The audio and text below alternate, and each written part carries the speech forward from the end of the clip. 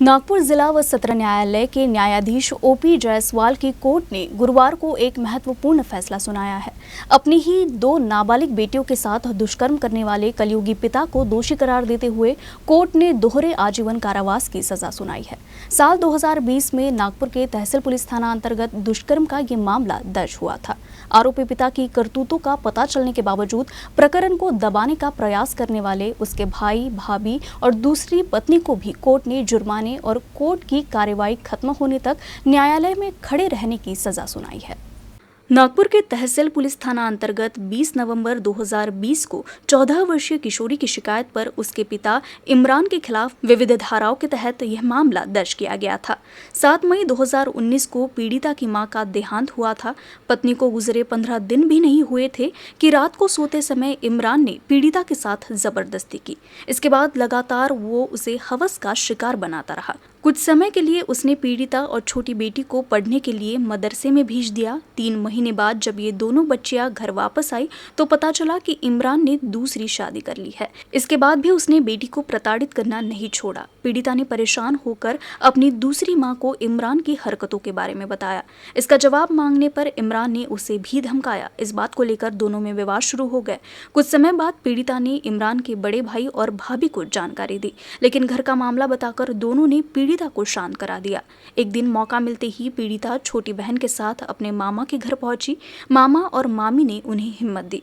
इसी दौरान छोटी बहन ने भी बताया कि इमरान 15 दिनों से उसके साथ भी दुष्कर्म कर रहा था। आखिरकार तहसील पुलिस थाने में ये मामला दर्ज करवाया गया। आज माननीय न्यायाधीश ओपी जायसवाल सर, जो पॉक्सो कोर्ट के फास्ट ट्रैक कोर्ट के न्यायाधीश है, इन्होंने आज एक निकाल जाहिर किया जिसमें सगे पिता ये आरोपी थे जिन्होंने अपनी 2 बच्चियों पे लगातार बलात्कार किया और सन 2020 में तहसील पुलिस स्टेशन में गुना दाखिल हुआ। इसमें दोनों बच्चियों के जो रिलेटिव्स थे, जिसमें उनके चाचा चाची और एक उनकी सौतेली माँ थी, उसको भी आरोपी बनाया गया था पुलिस की ओर से और उनके खिलाफ भी गुना साबित हुआ है। सेक्शन 4 जो है पॉक्सो का, उसके अंतर्गत उनको लाइफ इम्प्रिजनमेंट हुई है।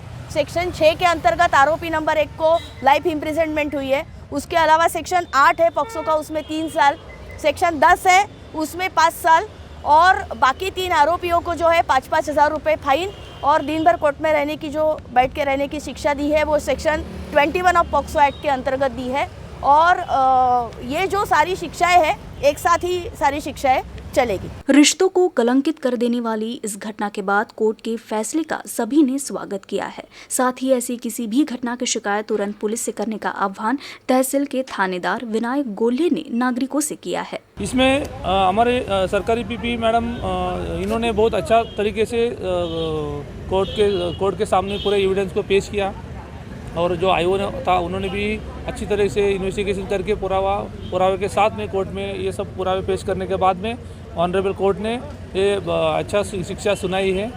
इसमें एक खास बात यह है कि ये जो आरोपी है, ये वो जो विक्टिम है, इनका सगा बाप था, सगा पिताजी था। क्योंकि समाज में हम देखते हैं कि पिताजी का महत्व जो उनके बच्ची के लिए बहुत बड़ा होता है, मगर ये समाज में एक बड़ा कलंक लग रहा है कि ऐसा कोई बाप है कि जो अपने सगे बच्चों के साथ में ऐसे हरकत कर रहा है। ऑनरेबल कोर्ट ने जो शिक्षा सुनाई, इससे समाज में बहुत बड़ा अच्छा संदेश जाएगा कि ऐसा घृणीय हरकत करने वाले के ऊपर सख्त से सख्त कार्रवाई होनी चाहिए।